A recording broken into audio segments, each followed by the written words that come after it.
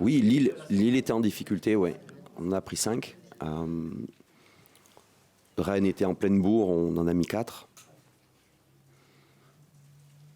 Puis je crois qu'avec surtout avec l'arrivée de Sanfray, avec cette nouvelle émulation et cette jeunesse ambitieuse, certaines erreurs ne seront pas commises à nouveau. Ça ne laisse rien présager du résultat final, bien sûr, mais on a un petit peu plus de garantie sur, je dirais, sur l'état d'esprit du groupe.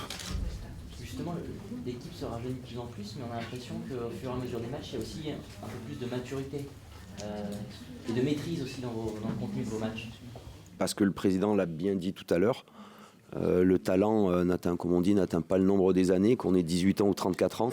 C'est surtout l'état d'esprit qui est garante d'une performance collective.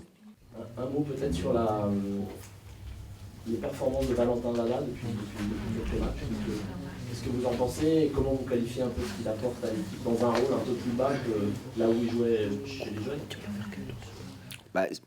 Chez les jeunes, peut-être il a joué un peu plus souvent, peut-être numéro 10, même si en CFA, depuis le début de saison, il jouait numéro 8.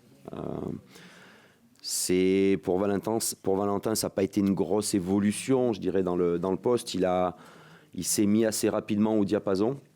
Il nous amène beaucoup par sa jeunesse, par le nombre de kilomètres qu'il avale aussi dans un match, ce qui a été à saluer encore sur son dernier match. Mais il ne nous amène pas que ça, ce n'est pas qu'un coureur de fond. Il a perdu peu de ballons contre Rennes. Et c'est vrai qu'avec autour de joueurs plus expérimentés comme Clément Chantôme et Jaroslav Plazil, il a quand même 2 joueurs qui peuvent lui apporter beaucoup. Et on espère aussi que ces 2 joueurs, que sont Clément et Yaro, amèneront également beaucoup à Mauro dans son développement. Est-ce que c'est une petite surprise pour vous quand même, Valentin? On a déjà eu cette discussion dans les dernières conférences de presse. Heureusement qu'un entraîneur ne fonctionne pas en espérant des surprises. Quand on met un joueur sur le terrain, c'est qu'on a des certitudes. Et avec Valentin, on avait la certitude qu'il pouvait se mettre au niveau rapidement. Quand on en revient toujours à la même chose, c'est quand on a un état d'esprit positif, travailleur, collectif, les performances sur le long terme sont toujours bonnes. Est-ce que vous envisagez de faire tourner un peu votre effectif, du coup, avec des matchs tous les 3 jours? Comme d'habitude, on essaiera de mettre en place la meilleure équipe pour le match qui arrive. Là, on a 3 joueurs à intégrer. Je dirais les 2 prochains entraînements, même si c'est très rapide, vont nous donner aussi beaucoup d'indicateurs sur leur état de forme. Mais on espère que l'adaptation sera le plus rapide possible parce que c'est des joueurs dont on a besoin. Vous allez jouer dans un nouveau stade, vous avez connu cette situation il y a quelques mois.